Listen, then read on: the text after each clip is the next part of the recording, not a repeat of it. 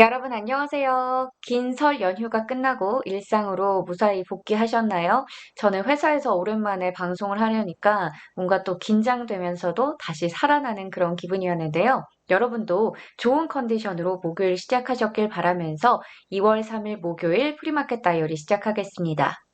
국내 설 연휴 기간 동안의 뉴욕 증시는 빅테크주들의 실적 발표에 힘입어 4거래일 내내 강했습니다.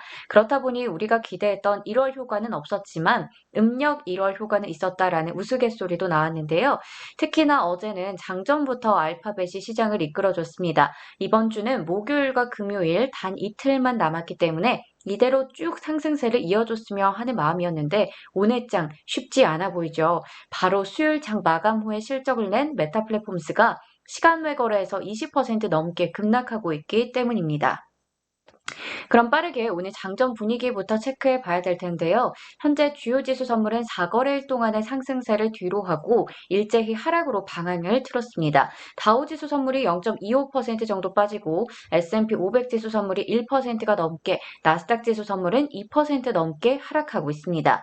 한편 10년물 국채금리는 다시 올라가면서 1.79%대를 기록하고 있고요. 국제유가는 1% 이상 하락하면서 87달러 선에서 움직입니다.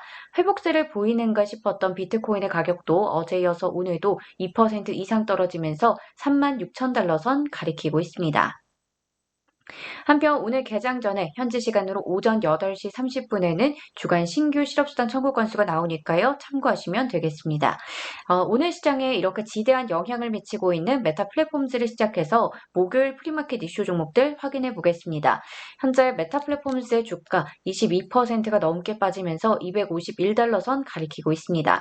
목요일 장 마감 후에 실적 발표 내용을 좀 꼼꼼하게 뜯어본다면 지난 4분기 매출은 336억 7천만 달러로 시장 예상치를 2억 7천만 달러 상회했습니다. 하지만 EPS가 3.67달러로 시장 예상치였던 3.84달러를 하회했습니다. 사실 여기까지만 보더라도 실적이 그렇게까지 나빴다, 이 정도로 주가가 빠질 만큼 나빴다라고 볼 수는 없을 것 같은데요.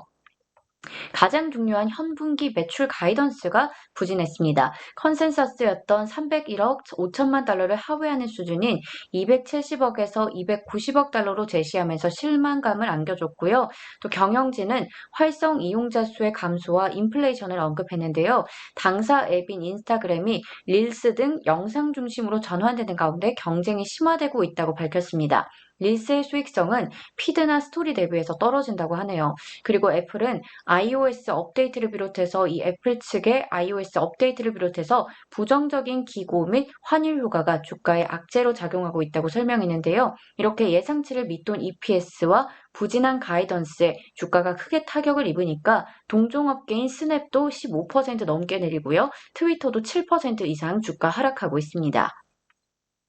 BMO 캐피탈에서는 메타 플랫폼스의 광고 사업이 회복되기에는 시간이 많이 필요하다라고 밝히면서 투자 의견을 아웃퍼폼에서 마켓퍼폼으로 목표 주가는 425달러에서 무려 290달러로 각각 하향 조정했습니다. 오늘 동사의 부진한 실적 발표에 대다수 IB들이 투자 의견을 내렸으니까요. 이 부분도 체크해 보시면 되겠습니다. 한편 메타 플랫폼스는 2022년 상반기 내로 티커를 FB에서 META, 이 메타로 전환시킬 예정이라고 밝혔습니다. 오늘 메타 플랫폼스를 보고 많은 분들이 놀라셨을 것 같은데요. 투자자분들을 힘내시길 응원하겠습니다. 네, 이어서 스포티파이 테크놀로지스 볼 텐데요.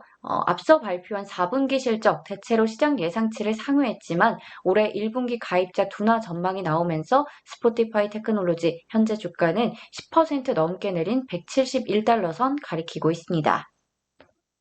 계속해서 실적을 공개한 제약주들 볼 텐데 장전에 3개의 기업이 실적을 발표했습니다. 일라이릴리는 개장 전에 시장 예상치를 상회하는 매출과 또 EPS를 발표했습니다. 일라이릴리는 트룰리시티라고 하는 당뇨병 치료제와 코로나19 치료제 판매량 급증 덕분에 호실적을 발표했다라고 밝혔는데 주가는 1% 정도 하락하다가 현재는 보합권에서 움직이고 있습니다. 바이오젠의 경우에는 기대 이상의 실적을 내긴 했지만 예상보다 낮은 2022년 실적 전망을 내면서 주가는 현재 3% 넘게 내린 216달러 선 가리키고 있습니다. 거의 52주 신저가 수준으로 지금 떨어진 상황이고요. 바이오젠은 알츠하이머 치료제에 대해서 메디케어 혜택을 제한하려는 정부의 움직임에 따라서 자사의 알츠하이머 치료제인 아두헬룸의 판매가 부진할 것으로 예상했습니다. 이에 주가는 현재 하락하고 있습니다.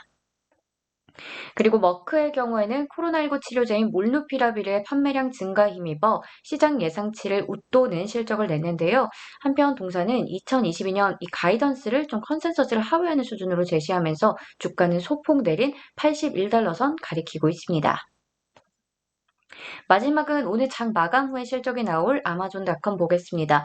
월가의 매출 추정치는 1,376억 달러, EPS 추정치는 3.67달러입니다. 공급망 이슈와 인건비 상승 등에 대한 이야기가 나올 것 같은데요.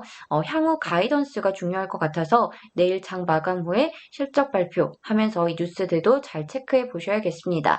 실적 발표에 대한 긴장감 속에서 주가는 현재 3.39% 내린 2,910달러 선 가리키고 있습니다. 여기까지 오늘 개장 전의 이슈 종목들 확인해 봤습니다.